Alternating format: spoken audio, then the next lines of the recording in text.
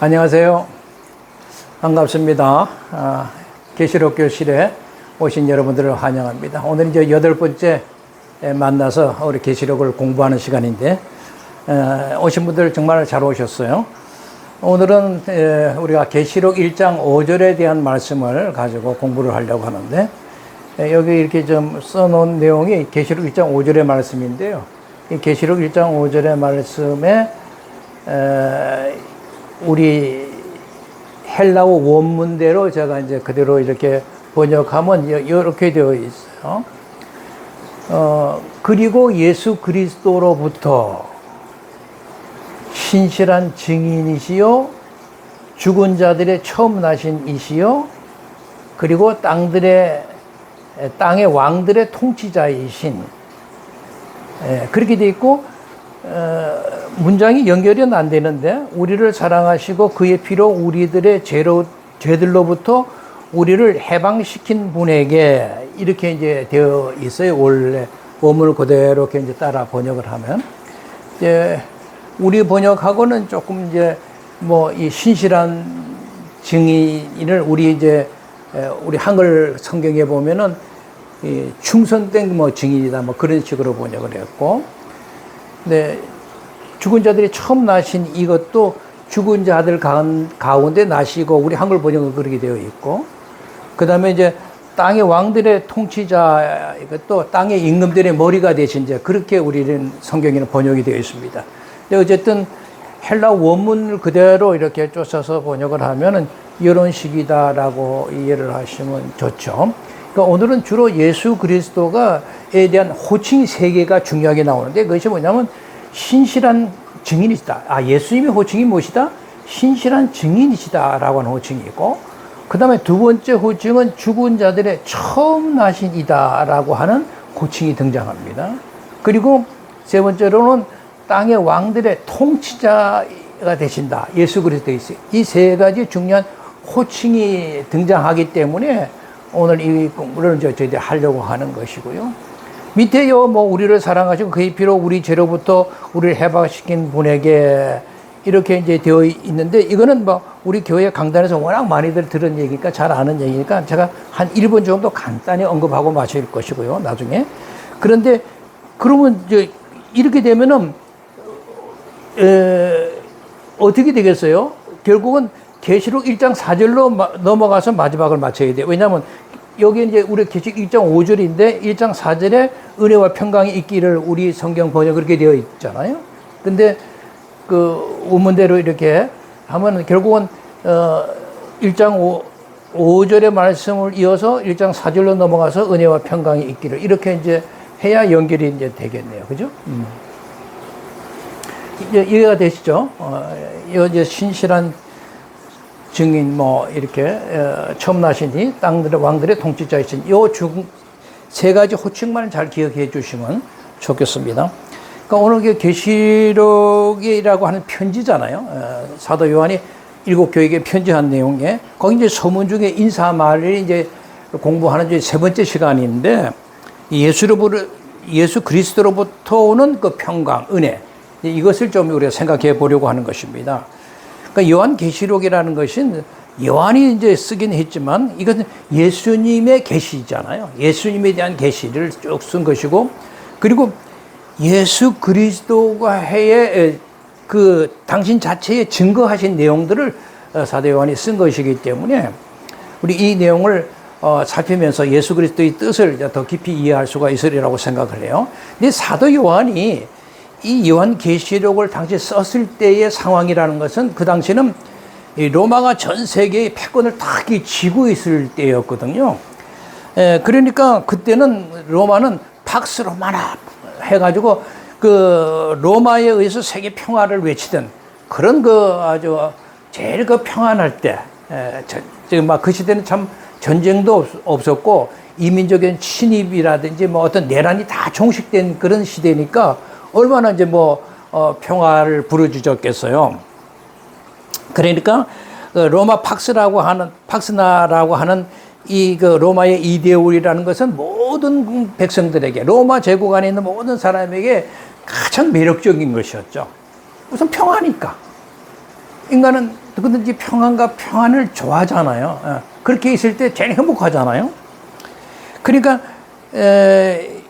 로마 제국 안에 있는 모든 백성들은 로마 제국의 이데올로기, 그러니까 로마 황제를 숭배하는 그런 것만 잘 이게 따르면은 뭐 더 없는 그런 평안을 계속 다 누릴 수 있었으니까. 그러니까 로마의 황제만 숭배만 하면 우리 그리스도인도 어떻겠어요? 평안하고 행복할 수가 있었겠죠. 근데 우리 그리스도인은 당신이 뭐 황제다, 왕이다, 메시아다, 그렇게 당신이 숭배할 수가 없다. 우리는 예수님이 우리의 구주시고 메시아시고 우리의 통치자 하시는 왕이시다. 근데 그 사실만 그리스도인들이 인정하지 않으면 그들이 박해받을 이유가 하나도 없잖아요. 그냥 편하게 살 수 있는 때였단 말이죠. 그러니까 팍스 로마나라고 하는 그것이 당시에는 진정한 평화를 주는 그런 의미였으니까. 그런데 우리가 한번 생각해 봐야 할 것은 로마가 주는 그 평화, 팍스 로마나라고 하는 그 주제가 주는 그 의미를 한번 생각해 보자는 거죠. 근데 결국은 로마 팍스나라고 하는 것은 무사 안일함을 선물하는 거죠. 사람들이 다 무사 안일함에 빠지게 만들어 버리는 거죠. 그러니까 로마 제국이 주는 평화다, 안녕이다 하는 것을 한번 생각해 보자. 그 평안함이라는 것이 오히려 신앙생활을 하고 있는 우리 기독교인들에게는 영적인 생명력을 상실케 만드는 무기였다는 것을 알아야 돼요. 오늘날도 마찬가지인 것 같아요. 오늘날도 이 평안, 안녕, 이런 것들이 우리 그리스도 교회를 완전히 영적인 생명력을 상실케 하고 있지 않나, 그렇게 생각이 됩니다. 그냥 이 세상이 주는 평안과 안녕 속에 빠져가지고 진정한 영적인 생명력을 잃지 않았을까요? 우리 신앙생활을 보면 저는 그렇게 보여요. 그런 것들이 사탄의 공격이라는 것을 우리가 깨달아야 되는데 이게 문제예요. 깨닫지 못하는데. 그렇게 영적인 생명력을 한쪽으로는 잃어가면서 또 한쪽으로는 실제로 예수님 믿는 것 때문에 물리적인 핍박을 받았잖아요. 그러니까 평안함이다, 무슨 뭐 이렇게 안일함이다, 이런 말하자면 영적인 공격이 사탄에게 우리에게 있었고, 또 한편으로는 육적으로도 물리적으로도 이렇게 실질적으로 핍박을 강해왔기 때문에 그 양쪽 모든 면에 영적이고 육적이고 다 양적인 모든 면이 노출이 되어 있어 가지고 우리 그리스도인들도 조금만 믿음이 이렇게 좀 희미해지거나 뭐 방심해 버리면은 그냥 사탄의 공격을 당할 수밖에 없는 그런 당시 상황이었으니까, 그런 상황 속에서 그리스도인들에게 우리 주님께서 사도 요한을 통해서 주님으로부터 오는 은혜와 평강이라는 것이 무엇이냐, 이런 것들을 다시 확인시켜 주고 싶은 하는 거죠, 요한이. 그러니까 여러분, 그리스도 안에서 우리가 생각할 때 평안이라는 게 진짜 무엇일까 한번 생각해 보세요. 어떤 전쟁도 없고 이렇게 싸울 것도 없고 먹을 거 입을 거 풍족하고 그리고 편안하게 살면 그걸 우리가 평안한 상태라고 생각을 하는데 일반적으로 맞는 얘기예요. 저도 그런 걸 원하고 있지요. 세상은 다 그거 원하지 않는 사람은 없을 거예요. 그러니까 그리스도인들도 그렇다면은 로마 황제에게 숭배만 하면은 그냥 그런 평안함을 이렇게 누리고 살 수 있을 텐데 그렇지 않았잖아요. 그러니까 성경이 말하고 있는 평안이는 우리가 생각하는 이런 평안하고 전혀 다르다는 데 문제가 있는 겁니다. 이걸 우리 그리스도 공동체가 제대로 잘 알아야 하겠다는 거죠. 그러니까 성경은 하나님과 죄인된 말하자면 우리들이 그리스도 안에서 화해되는 걸 말하잖아요. 이게 진정한 평안 아닐까요? 예수 그리스도가 오셔서 우리를 죄를 사하시고 하나님과 교제할 수 있는 사이를 만들어 놓은 거, 이거 자체가 우리 그리스도인의 가장 평안함이라고 우리가 아셔야 된다는 거죠. 그래서 이제는 우리가 하나님이 주시는 모든 언약의 모든 선물, 모든 수혜자가 된 그 자체가 그게 진정한 그리스도인의 평안이다라고 하는 것을 우리가 깨달아야 되는데, 그냥 세상이 주는 평안함과 안일함에 빠져가지고 그것을 누리고 싶어 하는 거. 이게 이제 오늘날의 저는 큰 문제다 생각을 합니다. 그렇기 때문에 사도 요한은 예수님이 주시는 그런 평안을 통해서 그 어려움을 받고 있는 일곱 공동체가 그것을 깨닫고 이겨나갈 수 있도록 그렇게 편지를 쓰고 있는 거거든요. 그러니까 우리가 앞서서 성부 하나님으로부터 오는 이제 은혜와 평강을 얘기했고, 그 다음에는 성령 하나님으로부터 오는 그 은혜와 평강을 우리가 공부를 했다면, 오늘은 바로 성자이신 예수 그리스도 그분으로부터 오는 은혜와 평강, 이거를 우리가 좀 살펴보자는 거죠. 그 오늘 이제 세 가지 이제 이렇게 호칭에 대해서 우리가 이제 이렇게 썼는데, 이 세 가지 호칭을 예수님이 우리에게 가지고 있는 것은 이게 그냥 그 사도 요한이 자기가 혼자의 깨달음으로서 얻은 게 아니라 구약 성경을 읽으면서 다 이렇게 이것을 깨닫는 거죠. 그러니까 우리가 시편 89편을 한번 여러분 이게 펴시면 좋겠어요. 그가 신실한 증인이시고 처음 난이시고 땅들의 왕들의 통치자가 되신, 이런 호칭은 시편 89편 그 27절 그 다음에 36절 37절을 인용한 말씀인데, 여러분 이것은 꼭 좀 찾으시면 좋겠어요. 제가 아까 미리 말씀드리기 전에 시편 89편을 좀 찾아서 이렇게 뭐 이렇게 종이를 하나 끼워 놓든지 이렇게 구별을 좀 해 놓으라고 말씀드려야 하는 것을 잊었는데, 시편 89편을 지금도 말씀을 드리면서 꼭 찾아 놓으시고요. 그리고 그걸 찾으신 다음에는 말씀을 드리면서 사무엘 하 7장을 좀 꼭 좀 찾아 놓으세요. 그러니까 두 장을 꼭 찾아서 시편 89편하고 사무엘 하 7장을 좀 찾아 놓으시기를 바랍니다. 먼저 시편 89편을 한번 찾아보시면, 요한이 벌써 이 시편 89편의 27절의 말씀과 37절의 말씀을 그렇게 인용해서 이런 표현을 하였구나 하는 걸 우리가 알게 되는 것입니다. 자, 시편 89편 찾았죠.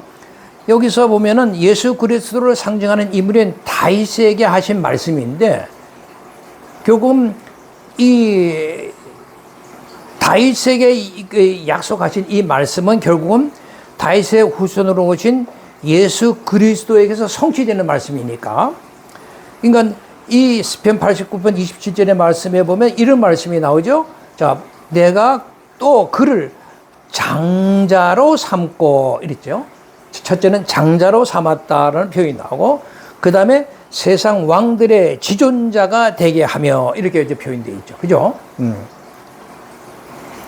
여기서 우리가 계시록에서는 이 장자를 사도 요한은 처음 나신 이라고 이렇게 표현했구나 하는 것을 이제 알게 되는 것이고, 그 다음에 시편 89편에 세상 왕들의 지존자가 되게 했다라고 하는 말씀을 계시록에서는 땅의 왕들의 통치자가 되게 했다라는 것으로 계시록에서는 얘기를 하고 있죠. 그렇게 하면서 36절로 넘어가시면 그것도 계속 이제 다윗에게 하신 말씀인데, 그의 후손이 장구하고 그의 왕위는 해같이 내 앞에 항상 있으며, 이러면서 37절에 가면서 무슨 말씀이 나오냐면, 궁창의 확실한 증인인 달같이 영원히 경고하리라. 그러니까 확실한 증인이 되어서 영원히 그가 경고하게 된다라고 하는 표현이 나오는데, 여기 이제 확실한 증인을 계시록에서는 신실한 증인, 뭐 우리 성경에는 뭐 충성된 증인이라고 번역을 했는데요. 하여튼 그런 식으로 이제 번역이 된 것을 우리가 보여주죠. 그렇다면 결국은 계시록에서 얘기하고 있는 이 내용이나 시편에서 얘기하고 있는 내용이 그냥 일치하고 있단 말이죠.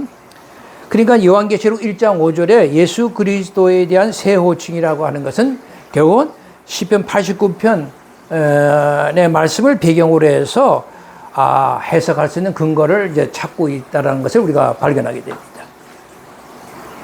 특히 이제 우리가 시편 89편 이렇게 이제 19절서부터 37절까지를 좀 이렇게 전체적으로 보면, 이 다윗이 왕권을 지닌 기름 부은 왕이 되어가지고 대적을 물리치고 다스리는 그런 기름 부은 왕, 곧 메시아적 왕이라고 하는 사실을 언급하는 내용을 우리가 만나게 되는데, 그러니까 사도 요한은 이 시편 89편의 이 말씀을 인용하면서 여기에 언급한 다윗 왕국처럼 이제 예수께서 실제로 이제 오셔가지고 다윗의 언약을 통해서 약속했던 그 영원한 나라, 견고한 나라, 이것이 예수님의 죽으심과 부활하심을 통해서 영원한 왕권을 이제 획득하신다. 그래서 나를 완성하시는 분이시다라는 것을 이제 확인시키고 강조하기 위해서 바로 시편 89편을 이제 이용해가지고 예수 그리스도에 대해서 쭉 이렇게 설명하고 있는 내용이죠. 근데 이제 오늘날 유대인들은 오늘날까지도 보면 그 언약이 실제로 이루어지기를 오매불망 이렇게 이제 기대하고 있는데, 그러면 그 오매불망 기대하는 다윗의 언약이 진정 무엇이냐고 하는 거죠. 그래서 우리는 하나님이 나단 선지자를 보내서 다윗에게 하신 하나님의 언약의 말씀을 다시 한번 이렇게 살펴볼 필요가 있는데, 조금 전에 아까 말씀드린 사무엘 하를 좀 찾아 놓으시라고 그랬는데, 사무엘 하 7장을 찾아 놓으시라고 했는데요. 사무엘 하 7장도 반드시 꼭 찾으셔서 읽으시면 좋겠어요. 여기 이제 사무엘 하 7장 12절, 16절에 이렇게 보면, 12절에 보면은, 내 수완이 차서 내 조상들과 함께 누울 때에 내가 내 몸에서 날 내 씨를 내 뒤에 세워 그의 나라를 경고케 하리라 라고 얘기를 하고 있어요. 여기서 내 그럴 때 이거는 다윗을 이제 얘기하고 있는 것인데, 그 다윗을 통하여 나라를 경고하게 하겠다라고 약속을 했었어요. 그래서 하나님은 다윗의 후손인 바로 솔로몬을 통해서, 그 13절에 보면 솔로몬, 그는 할 때 이 솔로몬을 지칭하는데, 그는 내 이름을 위하여 집을 건축할 것이요. 그러니까 여기 집은 성전을 얘기하죠. 성전을 건축하고, 이제 나는 이때 하나님을 말하는데 그의 나라와의 왕위를 영원히 견고하게 하겠다, 이렇게 약속을 해요. 하나님이 솔로몬이 세운 그 나라를 영원히 견고하게 하겠다, 이렇게 약속을 했죠. 그러면서 나는 그에게 아버지가 되고 그는 내게 아들이 되리니, 그가 만일 죄를 범하면 내가 사람의 매와 인생의 채찍으로 징계는 하겠지만, 15절로 나오면 내가 내 앞에서 물러나게는 사울에게서 뺏은 은총처럼 빼앗지는 않겠다. 그러면서 솔로몬에게서는 절대 빼앗기지 않았다는 약속을 이제 15절에서 이렇게 하고 있는 거죠. 그러니까 예전에 그 사울이 범죄했을 때는 사울을 완전히 뺏어가지고 다윗에게 넘겨줘 버렸잖아요. 그러니까 사울은 완전히 그냥 패배자가 되어버렸지만, 여기 이제 솔로몬에게서는 그런 식으로 징계는 하고 매질은 하겠지만, 야단은 치겠지만 그 나라까지 빼앗지는 않겠다, 이렇게 약속을 한 것입니다. 그러면서 내 집과 내 나라가 내 앞에서 영원히 보존이 되고 내 왕위가 영원히 견고하게 되리라. 엄청난 말씀이잖아요. 이렇게 축복하실 수가 있어요. 물론 이 얘기는 이제 다윗과 이제 뭐냐면 솔로몬에 대한 일차적인 이 축복의 약속인데, 이 메시지를 쭉 한번 들어보세요. 이 메시지 흐름 자체가 실제적인 의미는 예수 그리스도를 이렇게 향하고 있다는 것을 우리가 발견하게 되잖아요. 여기 그 13절과 16절을 이렇게 보시면 그의 나라와 그의 왕위가 영원히 경고케 되리라는 말씀이 있어요. 그죠? 그런데 그러면 그의 나라와 그 왕이, 그 다윗의 왕국 이스라엘이 영원히 경고케 된다라고 하는 말씀인데, 실제로 이스라엘이라고 하는 나라가 솔로몬 그러니까 다윗에 이어서 솔로몬을 이어서 어떻게 됐습니까? 영원히 견고하게 섰을까요?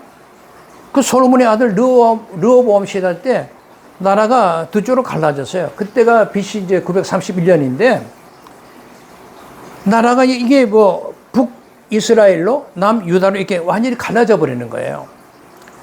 그러다가 한 200년 이렇게 쭉 이렇게 갔어요. 그냥 두 나라를 분열돼서 가다가 BC 722년에 아수르에 의해서 북이스라엘은 먼저 망해버립니다. 그리고 또 한 136년 흘러가지고 BC 586년에 바벨론에서 남유다까지 완전히 망해버렸어요. 그런 채로 이제 400년 세월이 흘러버린 것입니다. 나라가 없어졌어요. 뭐 경고하게 됐다는 말이 무슨 의미가 있어요, 여기에? 그리고 나서 이제 페르시아 시대를 맞이해가지고 페르시아 때 이제 유대인들이 이렇게 70년 만에 고국으로 돌아와서 이제 성전도 재건하고 이게 도시도 이제 다시 건축하고 이렇게 이제 살았지만 또 이 페르시아가 어떻게 됩니까? 한 200년 잘 나가다가 이 헬라 알렉산더에게 망하잖아요. 그 알렉산더에 의해서 무너지고 나서 또 알렉산더도 곧 죽고 그 알렉산더의 네 장군이 나라를 네 쪽에서 분열시키고 그리고 이스라엘 지역을 통치하던 그 지역을 그 당시 셀루쿠스 왕조가 그걸 지배를 했는데 그 왕국의 이제 그 에피파네스라고 하는 사세가 얼마나 그 이스라엘을 괴롭힌지, 유대인들을 괴롭힌지 모릅니다. 뭐 그냥 성전에다가 제우스 신을 그런 신상을 세우지를 않나, 신당을 세워서 막 거기다가 못된 짓을 하고 이스라엘 율법엔 돼지를 잡는 피를 흘린 건 절대 금했는데 소나 양의 피가 아니라 돼지 피를 잡아서 거기 제물을 드리는 이런 못된 짓을 하니까 유대인들은 뭐 견딜 수가 없는 거죠. 그래서 마카비 혁명이 일어났거든요. 그리고 마카비 혁명이 일어나서 성공하고 나서 한 80년 동안 유대 독립시대가 있었지만 그러나 계속 BC 63년에 로마의 폼페이우스 장군에 의해서 또 다시 또 멸망을 해버리거든요. 그러고서 계속 멸망 상태로 나라 없이 살다가 그러니까 독립운동을 계속했죠. 그러니까 성경에 보면 그 열심당원들, 젤롯당원들이 계속 독립운동을 하고 막 일어나고 막 그런 일이 있었지만 결국은 그거 일로 인해서 AD 70년에 로마의 그 티토스 장군에 의해서 완전히 그 성벽 다 무너지고 그냥 완전히 이제 나라가 이제 없어진 거 아닙니까? 그리고 1948년도 이스라엘이 독립을 했으니까 다시 독립해서 나라 세울 때까지 거의 2000년 동안은 완전히 이스라엘 나라는 존재하지 않았어요. 예. 이게 무슨 뭐 나라를 경고한다는 약속이겠어요. 그 다음 뭐 다른 의미가 있다는 의미를 우리가 캐치할 수가 있죠. 그러면 하나님께서 나단 선지자를 보내서 다윗에게 베푼 내 왕위가 경고케 하리라는 그 언약은 도대체 뭔가? 그게 바로 참 성전이신 메시아가 오셔가지고 승리하시고 영원한 하나님의 나라의 왕위를 올라서 다스릴 것을 표현한 그 메시아에 관한 언약이다라는 사실을 우리가 깨닫게 되는 거죠. 예. 그러니까 요한계시록은 바로 그 메시아가 지금 오셨다. 그가 하나님을 완전히 이루셨다. 그러니까 너희는 어떤 고난과 아픔과 핍박에도 잘 참고 인내하고 견뎌내라. 그걸 격려하고 있는 거죠. 그런 격려를 위해서 그분이 신실한 증인이시다. 이분을 따라야 되지 않겠니? 하라고 말하자면 위로하시는 거죠. 이제 그러면 이제 그 예수님의 이 세 가지 호칭 중에 첫 번째 호칭이 그러면 신실한 증인 이 대해서 좀 얘기를 드리겠는데 그 마르티스 이제 피스토스라고 하는 말을 이제 신실한 증인이라고 이제 번역을 했는데 이제 이 신실한 증인이라고 하는 이 말씀은 결국은 앞에 우리가 시편 89편 37절에 확실한 증인이라는 표현을 우리가 배웠죠. 그 확실한 표현의 말씀을 계시록에서는 신실한 증인이라고 표현을 했다고 했는데 이것은 결국은 다윗 같은 그 왕을 이제 배경으로 해서 지금 계시록에서 예수님을 신실한 증인으로 저희는 지금 설명하고 있는 거죠. 그렇게 하고 있고 또 하나 증인이라고 하는 표현은 이사야서 43장 10절에서 13절의 말씀을 배경으로 하고 있다는 것을 또한 우리가 또 깨닫게 됐는데 찾지 않고 이제 들어주세요. 이사야 43장 10절에서 13절에 보면 10절에 나 여호와가 말하라 너희는 나의 증인이고 나의 종으로 택함을 입었느니 그러면서 12절에 그러므로 너희는 나의 증인이다. 난 하나님이라 이런 이제 말씀이 있는데 여기 이제 증인이라는 표현이 또 나왔어요. 이 본문에서는 이스라엘은 뭐라고 하냐면 니들이 나의 증인이다라고 표현하는 것이거든요. 이것을 한번 예수님에게 적용을 해보세요. 예수님이야말로 이스라엘에게 부여된 그 확실한 증인의 사역을 다 감당했잖아요. 죽음으로서 성취를 해냈잖아요. 그러니까 그분이야말로 참 이스라엘이시고 하나님의 참 증인이시란 말이죠. 그러니까 그것을 요한복음 18장 그 37절에 보면 요한은 우리는 예수님이 하나님의 신실한 증인으로서 죽음을 감수하고 계심을 이렇게 이제 표현했는데 이 내용은 너무 그냥 노골적으로 표현한 거예요. 그러니까 요한복음 18장 30절에 이런 말씀이 있어요. 빌라도가 예수님에게 십자가 이제 꼭 달리기 전에 네가 왕이냐 묻는 거예요. 예수님께서 뭐라 그랬습니까? 뭐라고 대답하셨어요? 네가 말한 것처럼 내가 왕이다라고 얘기하세요. 내가 왕이다. 내가 이를 위해서 태어났다. 이를 위해서 세상에 왔다. 그래서 이 진리를 증거하기 위해서 내가 지금 여기 온 거 아니냐. 정말 놀라운 말씀이잖아요.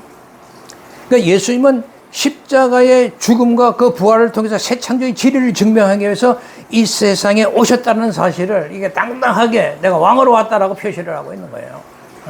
그러니까 바로 이러한 예수님이 걸어가신 길은 바로 우리 교회 공동체가 반드시 뒤따라가야 할 바로 모델이 되시는 거 아니겠어요? 그래서 예수님은 교회 공동체를 처음 세울 때 사도행전 1장 8절에 예수님이 너희가 성령이 너희에게 임하면 너희가 권능을 받게 될 텐데 예루살렘과 온 유대와 사마리아 땅끝까지 이르러 어떻게 한다? 내 증인이 되리라 하는 거예요. 내 증인이 되리라. 그러니까 하나님의 신실한 증인이신 예수 그리스도에 의해서 또 우리가 부름받은 우리 교회 공동체도 어떻게 돼요? 당신과 똑같은 증인으로 부름을 받았다는 사실을 얘기하고 있는 거죠. 아, 교회라는 공동체는 바로 예수님의 신실한 증인처럼 그런 증인으로 부르심을 받았구나. 증인으로 부름받는 교회체는 반드시 예처럼 증인의 삶을 충실히 살아내야 하는구나 라고 하는 것을 깨달아야죠. 우리 강당체가 저는 이런 내용들을 좀 가만히 가르쳤으면 좋겠어요. 그저 편안한 이런, 진짜 우리가 예수 그리스도의 증인으로 산다는 게 뭔가를 가르쳐서 그렇게 증인대로 진짜 삶 속에서 살아갈 수 있도록 그렇게 인도했으면 좋지 않을까 그런 생각을 하죠. 물론 쉽지 않죠. 당시 상으로 보면 이 죽음을 불사하기까지 그런 해내야 증인 역할을 감당할 수 있었으니까 쉬운 게 아니죠. 그러니까 하나님은 이제 사도 요한을 통해서 그냥 급하게 7교회에게 편지를 하는 거죠. 예수 그리스도를 믿음으로 너희들이 핍박하고 고난을 받는 너희들인데 난 너희들이 층수된 증인이 되기를 원해. 너희들이 지금 당한 고난은 이미 너희 주가 되신 예수님께서 다 그렇게 당하고 미리 그리고 가셨지 않냐. 그런 사실을 너희들 알고 있지 않냐. 이걸 주지시키는 거죠. 그래야 그들이 믿음을 통하여 그 고난을 이겨낼 수 있지 않았겠어요? 그러니까 너희들이 그렇게 증인으로 살아간다는 건 얼마나 고통스러운지 다 안다는 거죠. 그러나 그 길이 진짜 생명의 길이고 우리가 걸어가야 할 일이다라고 하는 거죠. 그게 바른 길이라는 거죠. 신실한 증인이셨던 예수님 삶을 우리가 보았듯이 메시아신 그분이 다 고난을 다 겪었고 그랬으니 너희도 그분의 이 모습을 보면서 용기를 내야지. 그래야 너희들이 그 생명을 걸을 수 있는 거야. 그러게 교회에게 말씀을 하고 싶은 거잖아요. 그러니까 여러분 진짜 주 안에 있다고 여러분이 믿습니까? 나는 주 안에 있는 난 믿음 있는 사람이야 라고 생각하세요 진짜? 그렇다면 여러분이 이 시대에 신실한 예수의 증인으로 예수 그리스도의 선지자로 부름을 받았다는 사실을 인지하고 있습니까?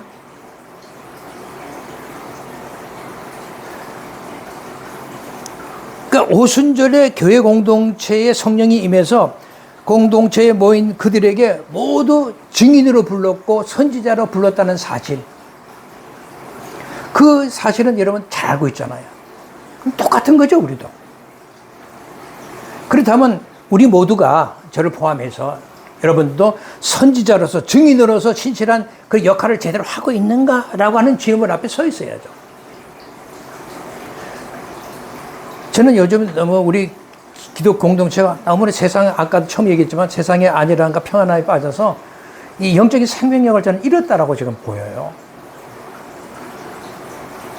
여러분, 신실한 증인, 이 신실한 이 증인이라고 하는 이 말은,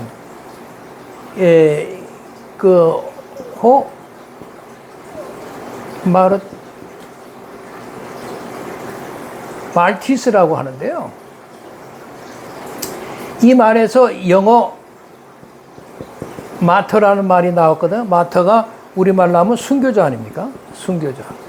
아, 증인이라고 번역한 이 말이, 이 말티스가 뭐다? 순교자다는 거예요. 그러니까 신실한 순교자시여라고 번역을 해도 똑같은 말이에요.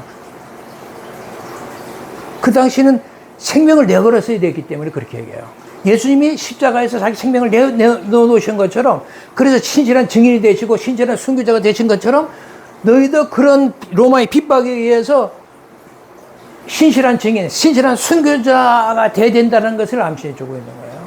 네.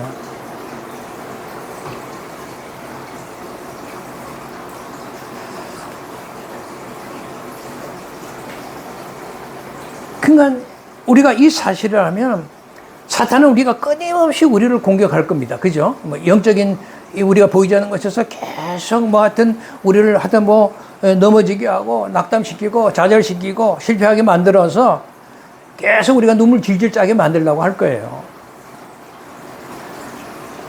그래서 이제 때로는 뭐 우리가 뭐 건강도 해치게도 되고 사업이 뭐 했는데 제대로 잘 안 되기도 하고, 때로는 뭐 부자 형제간을 뭐 치시기도 하고 자식을 치기도 하고 부모를 치기도 하고, 또는 부부간이든 뭐 남편이 속을 썩이든지 아내가 속을 썩이든지 막 이를 통해서 계속 우리를 이렇게 공격할 겁니다. 그럴 때 항상 뭘 생각해야 되느냐? 신실한 증인으로 오신, 우리가 겪은 것과는 비교할 수 없는 고통과 아픔과 순환을 당하신 바로 그 신실한 증인으로서, 신실한 순교자로서의 역할을 감당해내신 바로 그 예수 그리스도를 바라보면서 이겨내라고 하는 거죠. 그걸 지금 일곱 교회에게 급하게 편지를 보내게 막 무너지는 소리를 들은 거죠. 로마여에서. 그러니까 신실한 증인이라는 의미가 얼마나 그냥 증인 이런 의미가 아니다, 순교의 의미를 가지고 있다. 신실한 순교자가 네가 될 수 있겠냐고 묻는 것과 같은 거예요. 그 말씀의 깊이를 정확하게 알아야 신앙생활의 깊이를 알게 되는 겁니다. 그냥 뭐 신실한 증인이었고 그렇게 읽고 넘어가면 그건 무슨 의미가 있어요?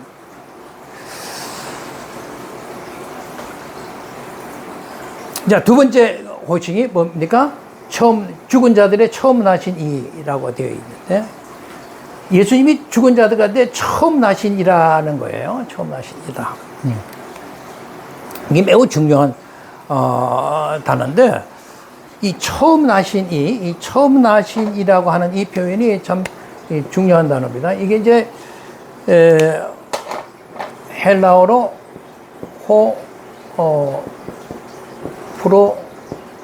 프로토토코스, 호프로토토코스라고 하는 단어이거든요. 이 단어가. 근데 이 단어는 이걸 이제 장자로 또 처음 나신 이렇게 이제 번역을 했습니다. 근데 이것은 가족 중에 제일 먼저 난 애를 우리가 장남이라고 하잖아요. 그 장남이 낳았다. 순서상 먼저 이렇게 태어났다. 그런 개념으로 이 얘기를 프로토토코스를 말하는 것이 아니고, 프로토토코스라고 하는 것은 이것은 아주 기원, 처음 시작을 얘기하는 거예요. 최초의 시작을 얘기하는 것이다 말이죠. 그러니까 절대적인 주권자이신 하나님에게만 적용될 수 있는 그런 독특한 헬라적 용법인데, 그 예수 그리스도를 그래서 이 죽은 자들의 먼저 나시니, 처음 나신이다 라고 프로토토코스라고 하는 단어를 이제 쓴 겁니다. 이 호칭도 마찬가지로 아까 우리가 시편 89편 편화 그 27을 이제 배경으로 하고 있다는 것을 알 수가 있는데, 자, 보세요. 자, 계시록 1장 5절에는 다윗의 후손으로 오신 예수 그리스도를 처음 나신 이렇게 이제 번역을 했는데, 시편 89편 27절은 내가 저로 뭐로 장자로 삼고 그렇게 돼 있죠. 그죠? 장자로 표현하고 있잖아요. 시편에서는. 그러니까 계시록 1장 5절에 처음 나신 이라고 하는 표현은 시편에서는 즉 장자로 표현하고 있다는 것을 알게 되잖아요. 그러니까 이것이 뭐냐?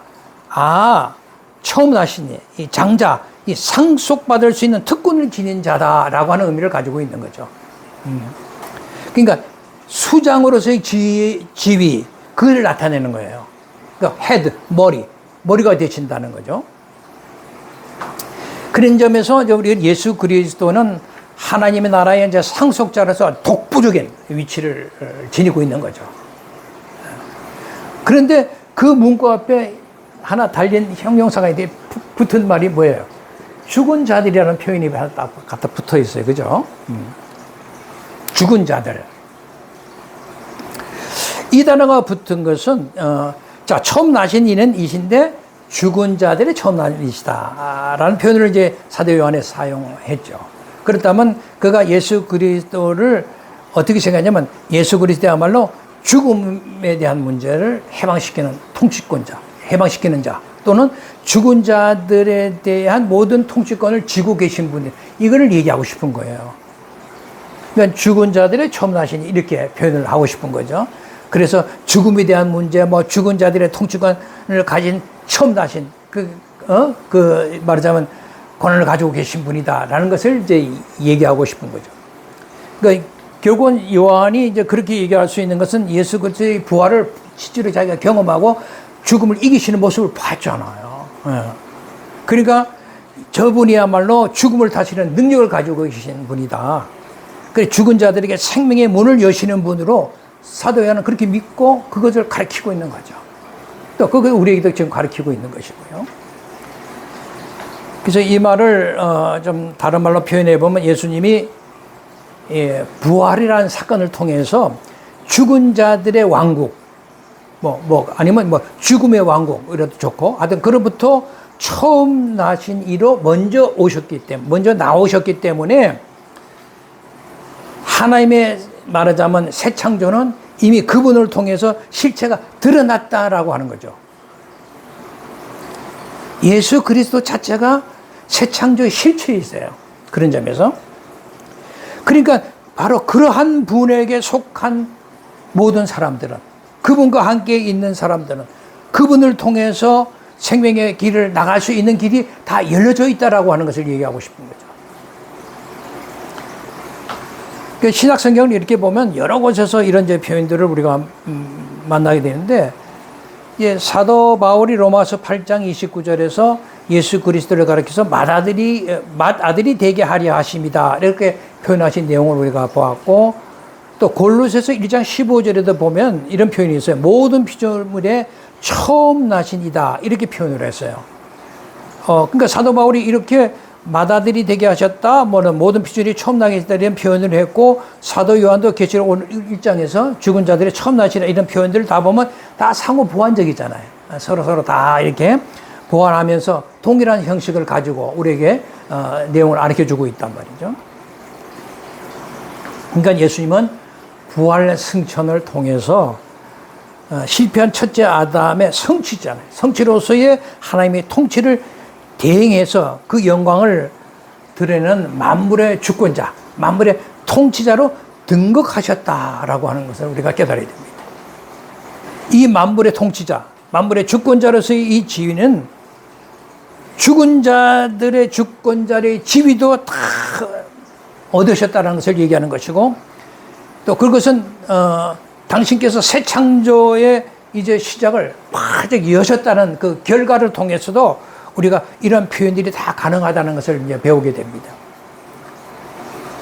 그러니까 우리가 만물의 처음 나신이다, 또 죽은 자들의 처음 나시다, 이런 표현을 만나게 되면, 예수님이야말로 진정한 만물의 통치자이시구나 라는 것을 여러분 깨달으시면 돼요.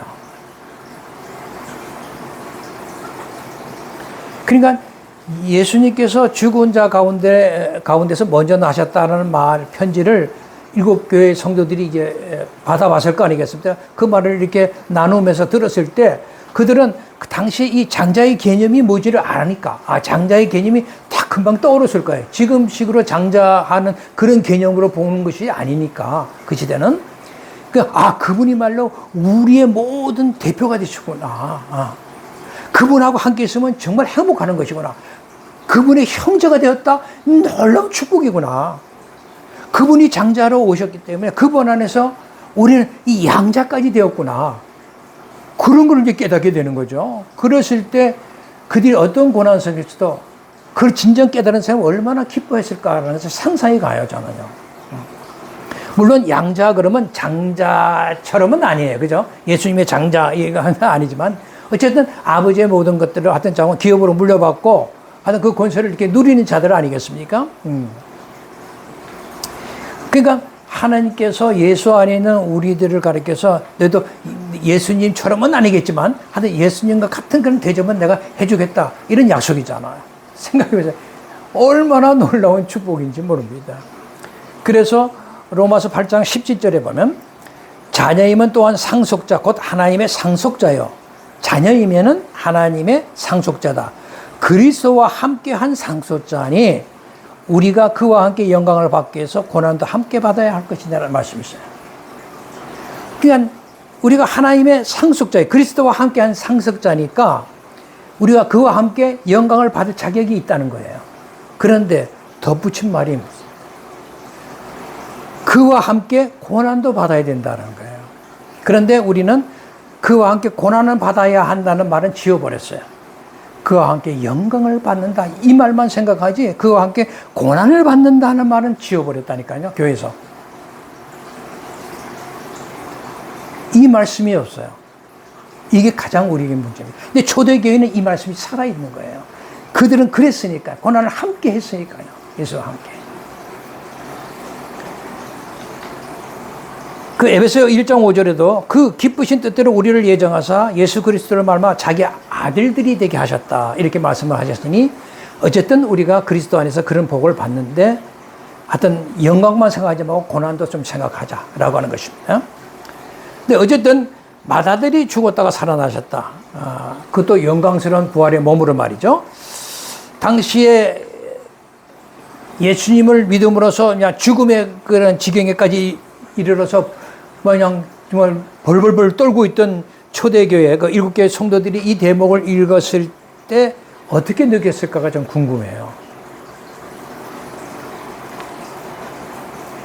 이게 우리 교회 공동체의 삶을 미리 대표로 미리 이미 살다가 가신 그 예수님이 고난을 받고 죽으셨지만 다시 부활하셨다. 그러면 우리도 지금은 고난을 받는 순교 자리로 내몰릴 수 있다. 초대교회 성도들의 얘기입니다. 생각입니다. 하지만 예수처럼 우리는 다시 부활할 것이다. 그런 믿음이 있었던 거죠. 그러니까 그들은 그렇게 위로와 평안을 얻은 것입니다. 그러니까 오늘 우리 교회 공동체도 마찬가지인데 이게 너무 약합니다. 이 계시록이 주는 이런 메시지가 정말 살아있었으면 좋겠어요. 우리 공동체가 제일 두려워해야 할 것이 무엇일까요? 물론 이제 제1차적으로 이제 죽음이겠죠. 사망은 정말 두렵지 않습니까? 그러나 고린도전서 15장 우리가 55절에 사망아 너의 승리가 어디 있느냐? 사망아 너 쏘는 게 어디 있느냐? 이렇게 예수님은 죽음에 대해서 사망 선고를 내리자 꾸짖으셨잖아요. 그러니까 우리도 이처럼 호탕하게 사망을 꾸짖는 존재가 되었다는 사실을 좀 우리가 같이 잘 이렇게 가슴에 담았으면 좋겠어요. 그러니까 죽음의 현장, 장례식에서 사망이 이긴 자로서 좀 장례식을 치렀으면 좋겠어요. 그러니까 우리가 육신의 죽음을 경험한다 할지라도 그것은 우리의 죽음이 아니에요, 실제로. 우리가 나사라의 죽음처럼 깊은 잠을 빠져드는 거예요. 그리고 우리가 언제나 분명히 더욱더 빛나고 영광스러운 그 부활의 모습으로 영원히 우리가 다시 살아날 것입니다. 이러한 놀라운 우리 주님이 주신 축복을 여러분 기억하시고 계세요? 그런 사실들이 진정한 여러분들이 평안이 되고 있느냐라고 묻고 싶습니다. 그것이 아니라면 여러분 그리스도인일 수가 없죠. 여러분이 진정한 예수님이 주시는 이 평안을 아신다면은 죽음이 두렵지 않잖아요. 죽음이 두렵지 않은데 그 세상에 어떤 것이 우리가 두렵겠어요? 그러니까 우리가 두려워야 할 것은 내 앞에 닥친 문제들 가지고 막 눈물 짓자고 이런 것이 아니라, 그게 문제가 아니라 내가 정말 제대로 하나님을 알고 있는가? 예? 예수님의 가르침대로 내가 그렇게 믿고 따르고 있는가? 주님이 원하시는 믿음대로 내가 지금 살아가고 있는가? 그런 것들을 걱정해야죠. 요한복음 6장 30절에 예수님이 말씀하시기를 아버지께서 내게 주신 자는 다 내게로 올 것이요 내게 오는 자는 내가 결코 쫓아내지 않겠다라는 약속의 말씀을 하셨어요.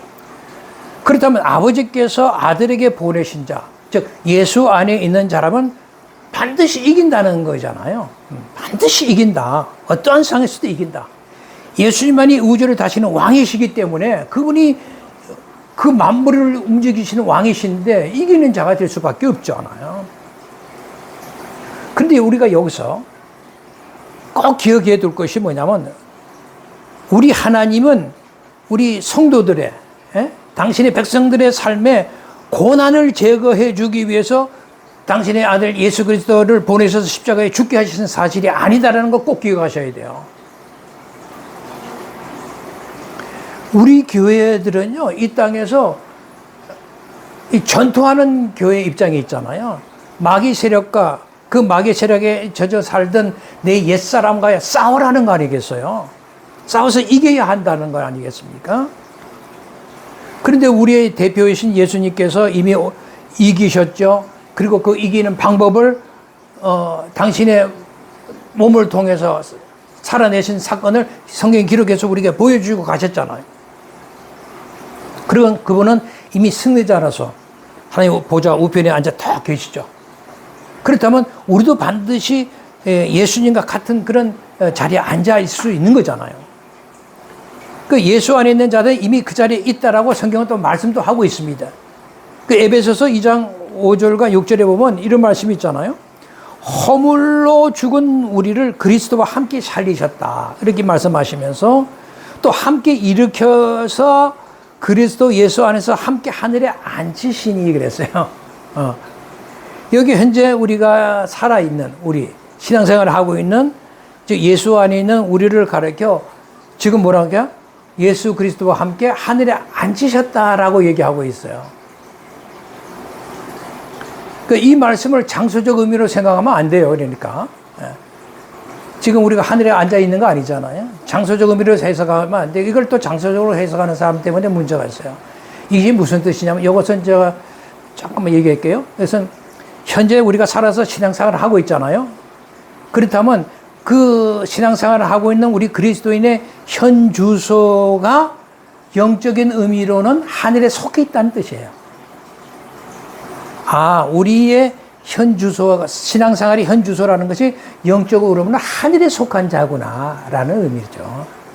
그러니까 우리는 그리스도를 이 땅에서 살면서도 하나님과 교제 안에 있다, 교제할 수 있는 사람이다, 그런 것을 얘기하고 있는 얘기예요. 이런 것들을 문자적으로 해석하는 것 때문에 문제가 이제 일으키지 마시길 바랍니다. 자, 그럼 이제 마지막으로 세 번째 는 뭐야? 땅의 왕들의 통치자이신 예수님에 대해서 잠시 좀 공부를 하고 마치도록 하겠습니다. 여기 예수님이 땅의 왕들의 통치자라고 하는 사실은 우리가 앞서서 우리가 살펴본 예수님이 만물의 통치자라는 호칭과 매우 밀접한 관계가 이제 있는데요. 여기 땅의 왕들의 통치자, 주권자, 이런 문구도 결국은 우리가 앞에서 처음 나신이라든지 시편 89편 27절에 땅의 왕들의 지존자다, 이런 말씀들을 배경으로 하고 있구나라는 사실을 이제 우리가 알게 됩니다. 특히 이제 메시지적 지혜의 특징을 이제 갖고 있는 것을 발견하게 되는데, 그렇다면 여기서 땅의 왕들이라는 것은 누구를 가리키는 걸까요? 요한계시록에서는 이것을 하나님의 통치를 대적하는 세상 세력들, 이거를 상징적으로 나타내주는 표현이에요. 그러니까 땅의 왕들, 이것은 예수님 입장에서 보면 패배한 대적들이 이렇게 이제 표현할 수가 있는 것입니다. 우리가 이제 요한계시록을 읽어보면은 여러분 이제 땅에 뭐 사는 자, 땅에 거하는 자 뭐 이런 표현을 이제 자주 만나게 되는데 거기 이제 제가 찾아보니까 한 9회 정도 이렇게 나타나는 것을 이제 알 수가 있었는데 이런 표현을 우리가 대하면서 사람들이 어떻게 생각하냐? 야, 이 땅은 빨리 떠나야 할 무가치한 곳이구나. 이렇게 생각하는 사람들이 많다는 거죠. 그래서 많은 사람들이 죽어서 빨리 이 땅을 떠나서 저 영원히 천국 가야 돼. 예, 그렇게 이제 생각하게 된다는 거죠. 절대 아닙니다. 하나님은 대체로 이 땅을 창조하실 때 참으로 좋았다라고 기뻐하신 땅입니다. 그리고 하나님이 이사야 선지자를 보내서 우리에게 그게 45장 18절의 말씀인데 이 땅을 헛되이 창조하지 않았다라고도 밝히셔요.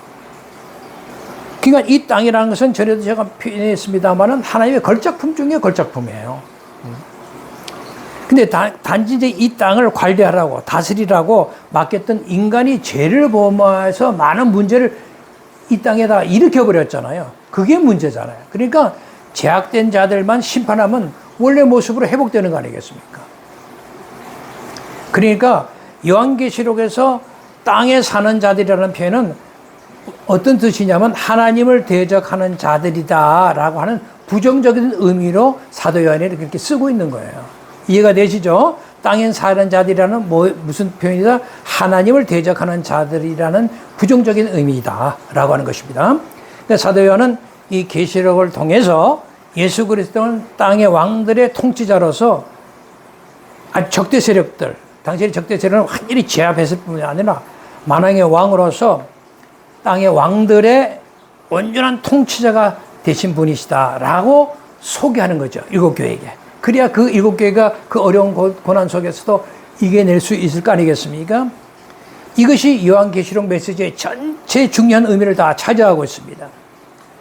이 세상 권력을 이용한 사탄의 세력이라는 것은 끊임없이 하나님의 통치의 대적자로 나타나지만은 그 사탄의 세력은 철저하게 땅의 왕들의 통치자이신 예수 그리스도의 그 주권 아래 있다는 것을 사도 요한이 밝혀서 그 교회 공동체로 하여금 이 땅의 악의 세력, 그 당시의 악의 세력을 로마 제국, 로마 황제, 로마의 이데올리게 이런 것들을 표현하는 것인데 그 악의 세력에 의해 고통받는 교회를 이제 위로하고 있는 것입니다. 그러므로 요한계시록을 받아 읽었던 그 성도들이 자기들이 처해 있는 그 치열한 영적인 전투의 현장에서 사탄의 세력이 아닌 바로 땅의 왕들이 통치하시고 만물의 통치하신 예수 그리스도를 이렇게 바라보도록 사도들이 계속 독려하면서 승리해 주시는 축복의 말씀이죠. 그러니까 오늘 우리가 공부한 신실한 증인, 처음 나시니, 땅들의 왕의 통치자 이 세 호칭은 서로 유기적으로 다 연결이 되어 있잖아요. 그러니까 예수님은 신실한 증인으로 사시다가 죽으셨지만 죽은 자들의 처음 나신 이로서 부활을 통해서 그 죽음을 이기시고 그리고 다시는 주권자, 통치자가 되셨을 뿐 아니라 또 오히려 그분을 죽이려고 앞장섰던 세상 왕들의 통치자가 되셨다라는 사실을 우리가 깨닫게 되는 것이고 이런 놀라운 세 가지 예수님의 정체성은 당신의 백성들에게 은혜와 평강을 주시기에 충분하지 않습니까? 그죠? 네. 그래서 신실한 증인으로 살면서 죽기로 각오하고 로마 황제를 거부해야만 했던 그 일곱 교회 공동체들에게 주님의 정체성으로 나타난 이 위대한 세 가지 요소, 이것은 우리 성도들에게 정말 모델이 될 뿐만 아니라 그 자체가 우리에게 위로가 되고 격려가 된다라고 하는 것을 우리가 깨닫게 됩니다. 예수님은 그 위대한 세 가지 요소를 당신 안에 있는 바로 우리들에게도 공유하기를 원하시는 거예요. 우리에게도 신실한 증인이 되기를 원하고 이 장자의 역할 같은 것을 하기를 원하고 땅들의 통치자 같은 역할을 하기를 원하신다라고 하는 거죠. 그렇기 때문에 그분을 따르는 신실한 증인인 우리들도 비록 언젠가 죽음을 당한다 할지라도 부활을 통해서 새로운 새 창조의 그 주인이 될 것이고 그리고 이 땅의 왕들의 통치권을 우리 또한 갖게 될 것이다 라고 하는 것이 오늘 메시지를 통해서 우리가 배우는 내용이에요. 그리고 마지막에는 그냥 읽으시면 돼요. 우리를 사랑하시고 그의 피로 우리들을 죄로부터 우리를 해방시킨 분에게라고 하는 이 표현은 뭐 강단을 통해서 하도 많이 들은 얘기니까 결국 이 표현은 예수 그리스도의 이제 구속에 관한 이제 표현인데, 예수 그리스도의 구속 사역이라는 것은 당신의 사랑에서 이제 출발한 내용들이니까, 특히 그의 피로 우리의 죄를 해방시켜 주겠다는 뜻만 자꾸만 이해한다면 우리가 과거에는 뭐 죄의 종이었다라는 거잖아요. 근데 예수님이 그의 피로 우리를 해방시켜 주었다. 그러니까 예수님의 피, 십자가의 피는 우리의 죄값이었구나라는 사실만 깨닫으면 됩니다. 그의 피로 우리의 죄값을 치르시고 우리를 대속하셔서 우리를 죄로부터 속박해서 해방시켜 주셨다. 이런 내용이거든요. 그러니까 죄의 삭은 죽음인데 우리가 죄의 속박으로부터, 죽음의 속박으로부터 우리가 어떻게 이긴 자가 되었다라고 하는 뜻을 이제 가지고 있는 거죠. 예, 오늘은 뭐 그 정도면 이건 알면 하도 잘 알고 있는 얘기니까 마치도록 하겠습니다. 오늘 시간을 통해서 예수 그리스도가 주시는 그 이 귀한 은혜와 평강에 대해서 공부할 수 있게 된 것을 진실로 감사하며 다음 시간에 여러분을 다시 만나 뵙도록 그렇게 하겠습니다. 대단히 감사합니다.